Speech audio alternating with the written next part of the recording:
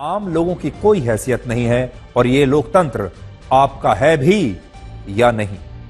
लोकतंत्र में सारी व्यवस्थाएं ये कहकर बनाई जाती हैं कि ये आम जनता की हैं और आम जनता इस लोकतंत्र को चलाती है, आम जनता ही सरकारों को चुनती है और जनता जनार्दन है। सारी सरकारें, सारे नेता जनता की सेवा के लिए हैं। लेकिन क्या इस लोकतंत्र में आम जनता की चलती है? उसके सुख दुख की किसी को कुछ पड़ी है? आप कितना भी पढ़ लिख लो, कितना भी पैसा कमा लो, आप कितने भी प्रतिभाशाली बन जाओ और आपको कहीं कहीं पर कितना भी जरूरी काम हो, आप इस लोकतंत्र में सड़कों पर निकलकर जैम में हमेशा बुरी तरह से फंस जाएंगे। यह लोकतंत्र की सड़क है जिसमें इस लोकतंत्र की आम जनता बुरी तरह से फंसी हुई है। यह ट्रैफिक जैम आपको बार बार इस बात की याद दिलाएगा कि इस लोकतंत्र में आपकी कोई हैसियत नहीं।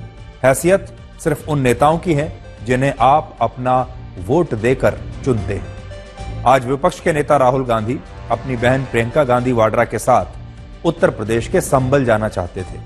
संभल वही जगह है जहां 24 नवंबर को हिंसा हुई थी। महिलाओं ने अपने घरों से पुलिस पर पत्थर बरसाए थे। दंगाइयों ने सीसीटीवी कैमरों को नष्ट कर दिया था। पुलिस पर पत्थरबाजी हुई थी और अब दावा है कि इस हिंसा में पाकिस्तान में बने कारतूस भी इस्तेमाल हुए।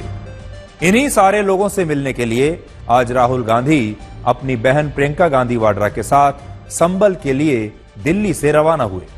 लेकिन उत्तर प्रदेश की पुलिस ने उनके काफिले को दिल्ली के गाजीपुर बॉर्डर पर रोक दिया।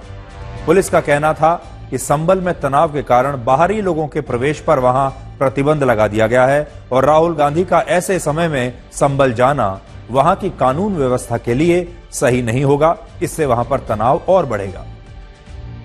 राहुल गांधी का कहना यह है कि वो भारत के विपक्ष के नेता हैं और उन्हें इस देश में कहीं भी जाने से रोका नहीं जा सकता और यह उनके संवैधानिक अधिकारों का उल्लंघन है। लेकिन राहुल गांधी के काफिले के कारण ट्रैफिक जैम में फंसे इन आम लोगों का कहना है कि क्या सारे अधिकार सिर्फ नेताओं के ही होते हैं और क्या राहुल गांधी के संवैधानिक अधिकारों के सामने इस देश के आम लोगों के मौलिक अधिकारों का कोई अस्तित्व नहीं। सबसे ज्यादा दुर्भाग्यपूर्ण बात यह है कि एक तरफ हमारे देश में बेरोजगारी के मुद्दे पर इतनी राजनीति होती है और दूसरी तरफ अपनी राजनीति चमकाने के लिए यही नेता इसी देश के लोगों के लिए अपने काम पर पहुंचना नामुमकिन बना देते हैं। और आज भी सड़कों पर यही हुआ। राहुल गांधी अपने अधिकारों के लिए उत्तर प्रदेश की पुलिस को भारत का संविधान दिखा रहे थे, उन्हें संविधान पढ़ा रहे थे। लेकिन जिन लोगों को इस संविधान और इस लोकतंत्र की आत्मा कहा जाता है, उन आम लोगों से यह ट्रैफिक जैम शायद यह कह रहा था कि वो या तो काम छोड़ दें या इस शहर को छोड़ दें।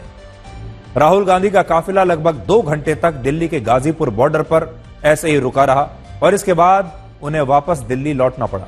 लेकिन इससे जो आम लोग परेशान हुए, उन्होंने कांग्रेस पार्टी के कार्यकर्ताओं से सड़कों पर झगड़ा किया। उनसे पूछा कि इस देश में नेताओं की राजनीति में हर बार आम लोगों को ही क्यों पिसना पड़ता है। आपको याद होगा, इसी हफ्ते किसानों ने जब दिल्ली कूच का ऐलान किया तब हजारों लोग दिल्ली और नोएडा के बॉर्डर पर ट्रैफिक जैम में फंसकर बहुत परेशान हुए।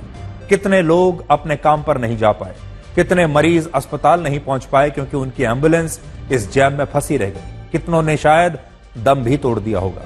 इससे पहले भी किसान आंदोलन के दौरान दिल्ली के ज्यादातर बॉर्डर लगभग 1 वर्ष तक बंद रहे और शाहीन बाग में भी 100 दिनों तक एक सड़क बंद रहने से 35 लाख लोगों को परेशानी हुई जो हर रोज यहां से गुजरते थे।